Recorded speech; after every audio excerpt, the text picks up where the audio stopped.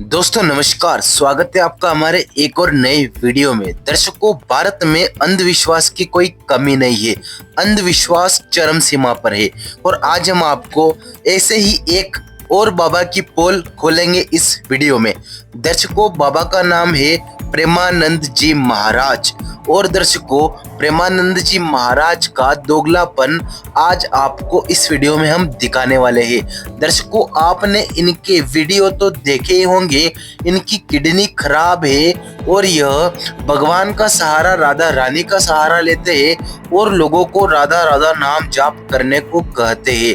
तो दर्शकों, हमें इस बात से सीख लेना चाहिए, यह सब अंधविश्वास पाखंड है। हम पढ़े लिखे समाज से है, फिर भी यह चीजें हम क्यों कर रहे हैं, यह क्रिया हम क्यों कर रहे हैं। स्पर्श करने के लिए दौड़ने भागने लगते हैं और इसी बात को लेकर के पहले भी बाबा विवाद में आ चुके थे दर्शकों, क्योंकि पिछले कुछ दिनों में और 2025 में इससे कई हादसे हो चुके हैं, जिसमें कुछ कथावाचकों के पीछे लोगों की भगदड़ मच गई और लोगों की मृत्यु हो गई। आप स्क्रीन पर फोटो वीडियो देख सकते हो, कितनी ही जगह पर ऐसी घटना घट चुकी है जिससे कि काफी लोगों ने अपनी जान से हाथ धो बैठा। क्या आपने कभी इस बात पर गौर किया है, यह सब क्रिया करने के बाद में आपका मोक्ष हो जाएगा या फिर आपके गुरु का मोक्ष हो जाएगा?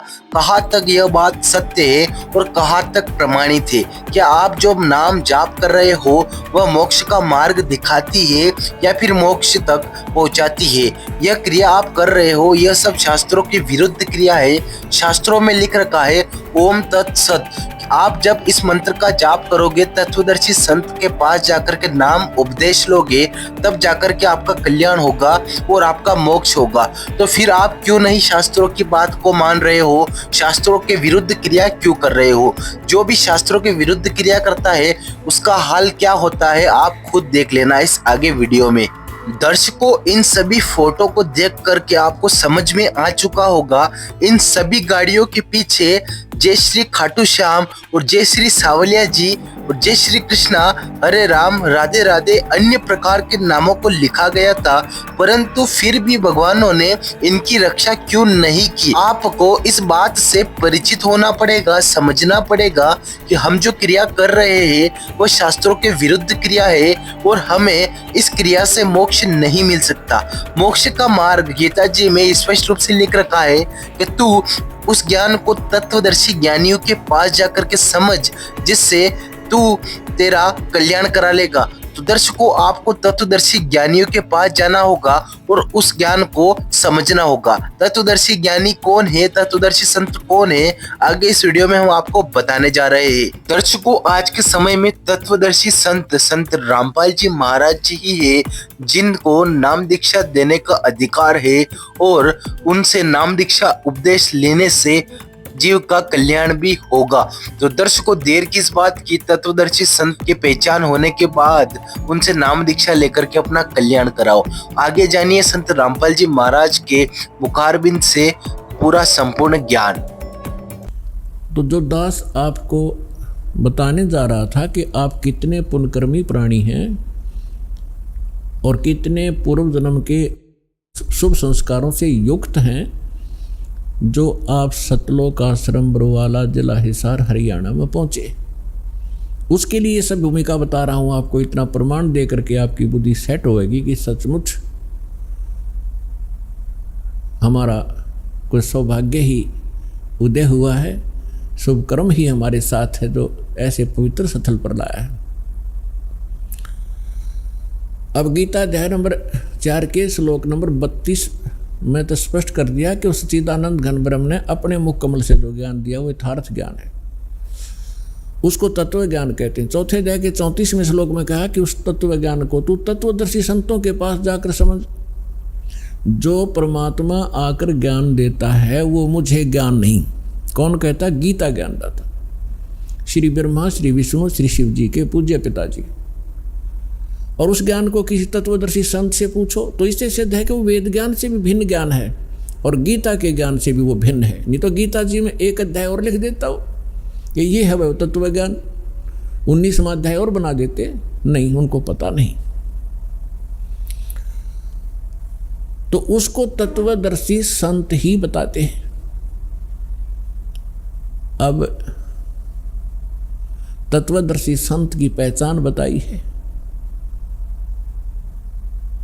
15वें अध्याय के प्रथम मंत्र में श्रीमद् भगवत गीता में, कि जो संत इस उल्टे लटके हुए संसार रूपी वृक्ष के पत्तों से लेकर मूल तक विस्तार से बताता है, भिन्न भिन्न बताएगा, स वेदवित वो तत्वदर्शी संत है। वह वेद के तात्पर्य को जानने वाला है। तो परमेश्वर स्वयं आते हैं, जैसे अभी आपको बताया कि सच्चिदानंद घन ब्रह्म यानी पूर्ण परमात्मा अपने मुख कमल से ही यथार्थ ज्ञान बताते हैं। उन्होंने 600 वर्ष पहले ये ज्ञान कहा था कि अक्षर पुरुष एक पेड़ है। जैसे आपको बहुत बार पेड़ का चित्र दिखाया है, संसार रूपी वृक्ष का, जो जमीन से बाहर दिखाई देता उसको वृक्ष बोलते हैं, पेड़ बोलते हैं। तो परमात्मा ने स्वयं आकर इस संसार रूपी वृक्ष के विषय में जानकारी दी थी, क्योंकि वो सृष्टि रचनहार हैं। 600 वर्ष पहले जिनको अज्ञानी और अशिक्षित कहा जाता था, जुलाहा धाणक एक शूद्र नाम से पुकारा जाता था, वो परम पिता थे, वो परम अक्षर ब्रह्म थे। हमारी बुद्धि बालकों वाली है, हम भगवान को समझ नहीं पाए, और विशेष रोल रहा हमारे धर्म गुरुओं का, जिन्होंने हमारे अंदर आंखों में अज्ञानता का मोतिया बिंद कर दिया था।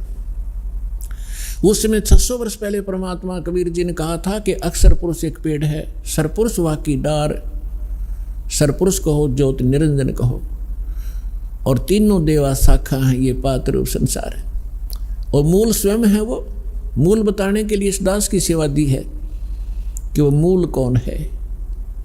गीता अध्याय नंबर 15 के श्लोक नंबर 16 और 17 में 3 पुरुष हैं, सरपुरुष, अक्षर पुरुष, और 17वें श्लोक में कहा कि उत्तम पुरुष तो अन्य परमात्मा इति उदाहरत है, ये लोकतरम आविश्य विवर्ती अवैश्वर है, वो परम अक्षर ब्रह्म है, और वही तीनों लोकों में प्रवेश करके सबका धारण पोषण करता है, वो वास्तव में अविनाशी भगवान है। तो कहने का तात्पर्य ये है कि फिर तत्वदर्शी संत की पहचान क्या है। प्रथम पहचान तो ये है कि सतगुरु के लक्षण कहूँ मधुरे बैन विनोद, 4 वेद 6 शास्त्र वो कहे 18 बोध। यानी वो परमात्मा का जो कृपा पात्र होगा वही सतगुरु होते हैं, और वही तत्वदर्शी संत होते हैं, और वो सभी सदग्रंथों के यथार्थ ज्ञान से युक्त होते हैं। तो परमात्मा तो सारे सब कुछ जानकार हैं, सर्वज्ञ हैं, और फिर इस दास को वो ज्ञान युक्त बनाकर आप पुण्यात्माओं पर मेहर की परमेश्वर ने। अब जो प्रसंग चल रहा है, तो इन ऋषि महर्षियों ने वो तत्वदर्शी संत सतगुरु नहीं मिले, और इन्होंने स्वयं निष्कर्ष निकाल लिया कि ओम नाम का जाप सबसे उत्तम है और यही परम मंत्र है। इन्होंने आसी को बरवाला मान लिया और बोर्ड के पास बैठ गए। आगे नहीं पड़ा कि 30 किलोमीटर और है आगे, वो है वस्तु जहाँ सत्संग होता है। अब दया करी है दाता ने इस दास के ऊपर कि 30 किलोमीटर आगे ये रास्ता है, और वहाँ ऐसी सुविधाएं प्राप्त हैं, ऐसा ज्ञान प्राप्त है। तो क्या है वो, तो इन ऋषियों को ज्ञान हुआ नहीं। चुनक जैसे ऋषि, वो महापुरुष परमात्मा पाने के लिए तड़फ उठे, उनको ये ज्ञान हो गया कि इन देवी देवताओं की पूजा से कोई बनने वाला नहीं है, और उनको ये ज्ञान हो गया कि पूर्ण परमात्मा से ही पूर्ण मोक्ष होगा। उनका दुर्भाग्य था कि उनको तत्वदर्शी संत ना मिलने से उन्होंने ब्रह्म को और उसके ओम नाम को सुप्रीम गॉड मान लिया और श्रेष्ठ परम मंत्र मान लिया। ओम नाम का जाप, वेदों के अंदर ओम नाम के अतिरिक्त कोई मंत्र नहीं है। श्रीमद् भगवत गीता में भी ओम के अतिरिक्त कोई मंत्र नहीं है। जितने भी ये पुराण हैं ये गॉड गिवन नहीं है, ये ऋषि महर्षियों के अपने अनुभव हैं। जैसा उन्होंने परमात्मा को जाना, जैसे उन्होंने डले डोए, वो अनुभव उसमें लिख रखा है। लेकिन जो वेद से नहीं मेल खाता वो व्यर्थ है। ओम नाम के अतिरिक्त कोई मंत्र किसी भी जाप उसमें सदग्रंथों में नहीं है, और उसके अतिरिक्त किसी पुराणों के अंदर कोई अन्य मंत्र हैं तो वो यदि वेद से मेल नहीं खाते हैं तो हमें वो हानिकारक हैं, वो आन उपासना है। वो शास्त्र विधि को त्याग कर मनमाना आचरण होता है, जो गीता अध्याय नंबर 16 के श्लोक नंबर 23 और 24 में मना किया है कि जो शास्त्र विधि को त्याग कर मनमाना आचरण करते हैं उनको न तो कोई सुख होता है, ना कोई उनकी कोई सिद्धि प्राप्त होती है, और न ही उनकी परम गति होती है, अर्थात यूजलेस। इससे तेरे लिए अर्जुन कर्तव्य और अकर्तव्य की व्यवस्था में 24वें श्लोक में कहा, 16वें अध्याय के कर्तव्य और अकर्तव्य की व्यवस्था में अर्जुन शास्त्र ही प्रमाण है, किसी व्यक्ति विशेष के कहने से भ्रमित ना होना। तो पुण्यात्माओं, दास वो साधना आपको दे रहा है जो हमारे सदग्रंथ गवाह हैं जिनके, और उसी से मोक्ष संभव है। और इसके साथ साथ जिन महापुरुषों का मोक्ष हुआ उन्होंने कौन से मंत्र, कौन सी साधना की, वो भी रूबरू कर रहा हूँ, जिससे आपको दृढ़ विश्वास हो और आप अपना आसानी से कल्याण करा सकें। क्योंकि हम साधना बहुत की, आपने आज के नहीं हो, आपने सतयुग त्रेता द्वापर में भी बहुत गणे तप, बहुत गणे जप, इन नकली मंत्रों के और हठ योग किए हैं। परमात्मा के बिना ये आत्मा उसी दिन से तड़फ उठी थी जिस दिन से उससे बिछुड़ कर आई थी, क्योंकि जो सुख सतलोक के अंदर था इसको यहाँ कहीं प्राप्त नहीं हुआ। राजा बनकर देख लिया, रंग अपने आप ही बन जाता है, और फिर सेठ साहूकार बनकर भी देख लिया, वो सुख नहीं मिला। क्योंकि जो सुख है वो इस 21 ब्रह्मांड में उसका नाम निशान नहीं है। जिस सुख की हम खोज कर रहे हैं वो सुख वहाँ मिलेगा जहाँ वो सुख है, सतलोक के अंदर। अब कोई खल की बोरी में और खांड के का टेस्ट ढूंढ रहा है तो चेक आखिरी तक खोज लिए, उसकी तली तक भी खड़ ही मिलेगी। इसी प्रकार बोरी, जो खांड की बोरी, बूरा की बोरी के अंदर आप पहुँचोगे तो कहीं से भी निकाल लेना, मीठी ही मीठी होगी। इसी प्रकार सतलोक एक सुख सागर है, जहाँ आप पहले रहा करते थे। वहाँ मृत्यु नहीं, वहाँ वृद्ध अवस्था नहीं, वो जंत्र, ये नाड़ी तंत्र से बना हुआ वहाँ का शरीर नहीं, बहुत सुंदर एक तत्व से बना हुआ नूरी शरीर आपका होगा। सदा युवा रहोगे, मृत्यु नहीं होती, परिवार ज्यों का त्यों होगा, उसकी डुप्लीकेट ज्यों की तो नकल है ये सृष्टि यहाँ की। लेकिन ये मिट्टी से बने हुए खिलौने हैं, वो अजर व अमर शरीर प्राप्त होंगे आपको।